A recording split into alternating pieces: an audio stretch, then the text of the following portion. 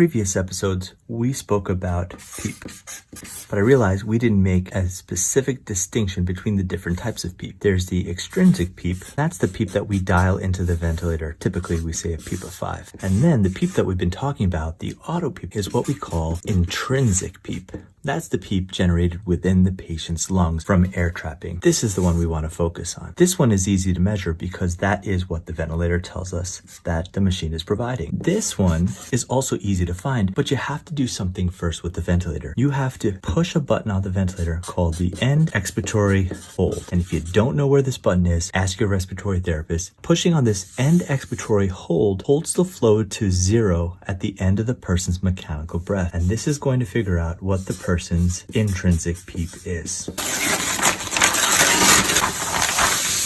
Now, after you find out that the person has intrinsic PEEP, we'd like to get rid of it. We talked about providing more time in expiration or decreasing the inspiratory time. And we can do this by decreasing the respiratory rate, decreasing the I time, or decreasing the tidal volume we put in the patient. But sometimes you'll do all this stuff and it's still not enough. Because when you have a patient that is triggering the mechanical breath, if you have too much auto PEEP, it's going to be very difficult for that patient to spontaneously trigger the breath, and it's going to increase their work of breathing. So let's take this patient here, and let's say that their intrinsic PEEP is 15. This person has to pull 15 centimeters of water before they're able to trigger the breath. This is going to be very, very hard for the patient to do. So after you do all these maneuvers and the person still has this much auto PEEP, the next move you have to do is increase the person's extrinsic PEEP. Now, most people say you want to increase the PEEP by 2/3 the value of your intrinsic PEEP. And by doing this, it's going to make it much easier for the patient to take a spontaneous breath. We talked about the maneuver of doing an end expiratory hold, but there's another maneuver you need to know about, and that's doing an end inspiratory hold. And that is something we're going to talk about